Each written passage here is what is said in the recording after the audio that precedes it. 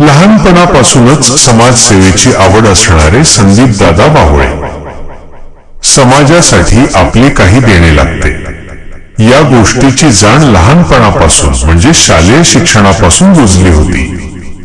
लहानपणी 1ली ते 4थी जिल्हा परिषद उपळीमध्ये गावकऱ्यांना नाटक, भाषणे यांच्या माध्यमातून खेळवून ठेवणारे, त्यानंतर 5वी ते 10वी पर्यंत सैनिकी विद्यालयामध्ये शिक्षण घेत असताना संगीत, कराटे, क्रीडा, चांगले कवी या क्षेत्रामध्ये आपली उल्लेखनीय कामगिरी करत 11वी 12वी मध्ये माजलगाव कॉलेज येथे शिकत असताना एक उत्तम प्रशासक व्हावे हा विचार मनी बाळगून 12वी नंतर नेत्रतंत्रज्ञ डिप्लोमा व ग्रॅज्युएशन करत स्पर्धा परीक्षेच्या तयारीसाठी पुणे गाठले.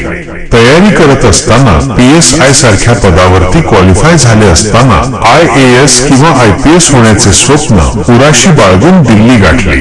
तेथे 3 वर्ष तयारी केल्यानंतर वापस पुणे येथे आल्यानंतर पाहिले की MPSC मध्ये भोंगळ कारभार चालू आहे. भरतीमध्ये जागा निघत नाहीत, परीक्षांचे वेळापत्रक व्यवस्थित नसल्यामुळे विद्यार्थ्यांची हेळसांड होत आहे.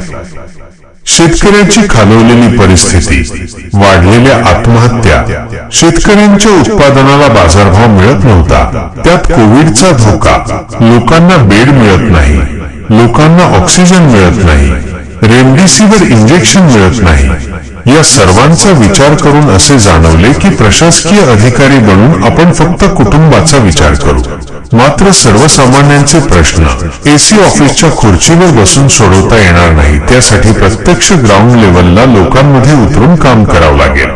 तेव्हा प्रशासकीय क्षेत्रापेक्षा आपणास समाजकारणाची जास्त गरज आहे असे जाणवले आणि त्यासाठी चळवळीची जाणीव भासली.